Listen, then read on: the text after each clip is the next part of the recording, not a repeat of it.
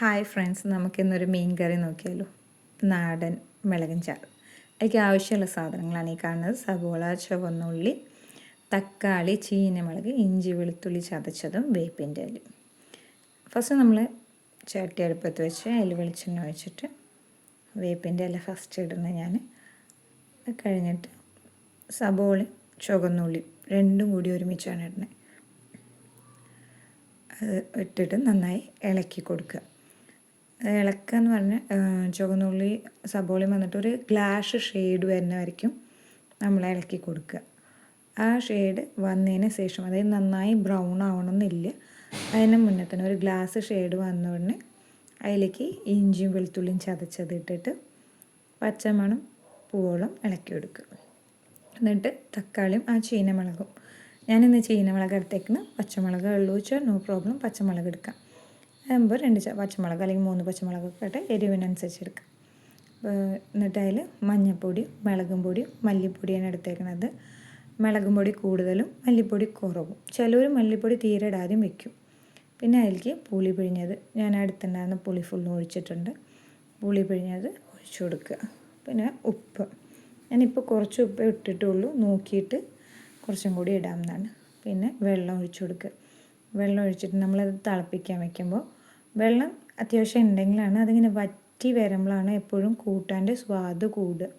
അതുകൊണ്ട് തന്നെ ഞാൻ അത്യാവശ്യം വെള്ളം ഒഴിച്ചിട്ടുണ്ട്. ഇനി നന്നായി വറ്റാൻ വേണ്ടിയിട്ട് വയ്ക്കാം. ഉപ്പ് കുറച്ച് കുറവുണ്ട്, അപ്പോൾ ഞാൻ കുറച്ചും കൂടി ഉപ്പിട്ടിട്ടുണ്ട്.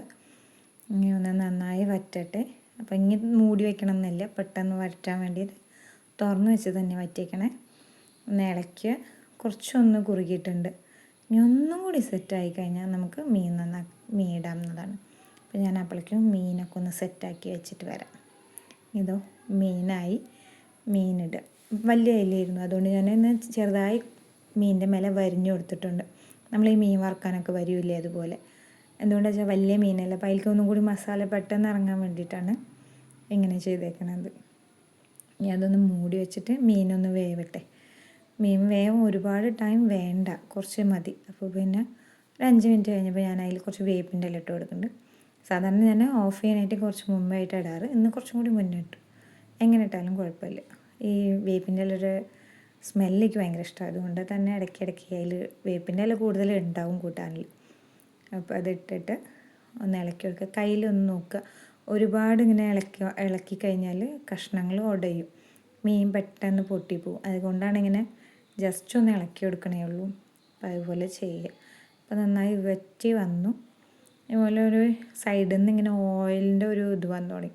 നമ്മൾ ആദ്യം ഒഴിച്ച ഓയിലില്ലേ, അതിൻ്റെ ഒരു ഇത് മുകളിലേക്ക് ഇങ്ങനെ പാളി പോലെ വന്നു തുടങ്ങി. അപ്പോൾ കൂട്ടാൻ ഇറക്കാം. ഇനി അതിലേക്ക് നമുക്ക് വറവിടാം. വറവിടാൻ ചുവന്നുള്ളിയാണ് വറവിടാൻ പോണത്. പാൻ വെച്ച് വെളിച്ചെണ്ണ ഒഴിച്ച് നമ്മൾ ചുവന്നുള്ളി കുറച്ച് ഒരു 4-5 ചുവന്നുള്ളി അരിഞ്ഞത് മൂപ്പിക്കുക. അതിൽ ഒന്ന് മൂത്ത് വന്ന് കഴിഞ്ഞാൽ കുറച്ചൊരു ബ്രൗൺ ഷെയ്ഡായി കഴിഞ്ഞാൽ, കുറച്ചൊരു ലൈറ്റ് ബ്രൗൺ ഷെയ്ഡായി കഴിഞ്ഞാൽ 4 വേപ്പിൻ്റെ ഇലയും കൂടി ഇടുക. ആ വേപ്പിൻ്റെ ഇല ഇട്ട് ഒന്ന് പൊരിഞ്ഞ് ഒന്നും കൂടി ഒന്ന് ആയിക്കഴിഞ്ഞാൽ കൂട്ടാനിലേക്ക് ഒഴിച്ചു കൊടുക്കുക. എന്നിട്ട് ആ കൂട്ടാനൊന്ന് മൂടി വയ്ക്കുക. അപ്പോഴാണ് ആ ഉള്ളി മൂപ്പിച്ചതിൻ്റെ സ്മെല്ല് ആ കൂട്ടാനിൽ ഫുള്ളാവുള്ളൂ. ഇനി ചൂടുള്ള ചോറിൽ ഈ മീൻ കറി ഒഴിച്ച് കഴിക്കുക. ഇഷ്ടപ്പെട്ടെങ്കിൽ ലൈക്ക് ചെയ്യുക, സബ്സ്ക്രൈബ് ചെയ്യുക. Thank you.